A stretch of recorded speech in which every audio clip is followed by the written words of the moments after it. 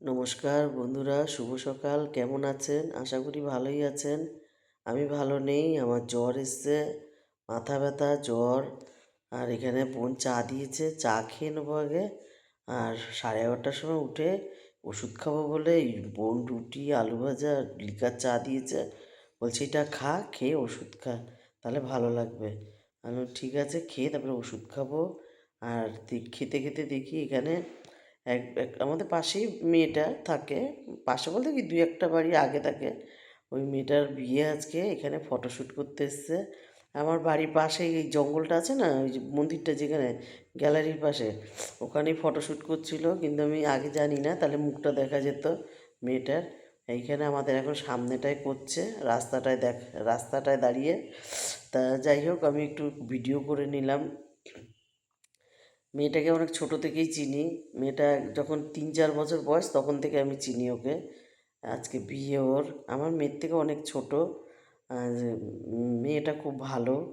আর ওরা যাবে এবারে এই ফটোশ্যুট করে, তারপরে ওরা জল সইতে যাবে, ওদের বাড়ির লোকরা এই রাস্তা দিয়েই যাবে। তা বোন বলল, দেখ যাচ্ছে এখনই, ওরা চলে গেছে, তারপরেই এরা বেরিয়েছে। কেমন ছাড়া ছাড়া যাচ্ছে, কিছু লোক আগে যাচ্ছে, কিছু লোক পরে যাচ্ছে। একসাথে গেলে কি দেখতে ভালো লাগে। যাই হোক, কোনো কারণে ওরা আগ পিছ হয়ে গেছে। আমাদের এখানে গোপাল ঠাকুরের জামা কাপড় মেলা আছে তো, ভালোভাবে দেখা যায়নি। আবার কিছুজন দেখি পরে যাচ্ছে, এই যে যাচ্ছে বেমপাটি নিয়ে। আর ভালোই হয়েছে, বিয়ে হয়ে যাবে। আর পাশের বাড়ির 2 ভাই এসছিল, ওর কাকাবাবু মারা গেছে, নিমন্ত্রণ করে গেল। আমি তো শ্রাদ্ধ বাড়ি খাই না। আমি বললাম, আমি তো খাবো না, তাহলে যাবো, দেখা করে আসবো। আর এখানে চান করে আসলাম, ঠাকুরের বাসন ধোবো, আর একদিকে ভাত বসিয়ে দেবো। আমি আর ভাত খাবো না, বোনকে বললাম আমার ভাত খাওয়ার ইচ্ছা নেই, তুই খাস খানে।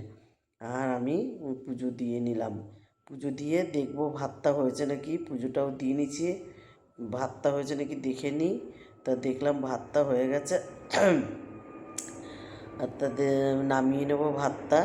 আর বোনকে বললাম, 2টো রুটি আছে না, ওই 2টো রুটি দে। বোন বললো, তাহলে আমি বললাম, তাহলে একটা ডিমের অমলেট করে দে ঝাল ঝাল করে। তাই আমি পেঁয়াজটা কেটে দিলাম, আর দেখেন একটা লঙ্কাও কেটে দিয়েছি।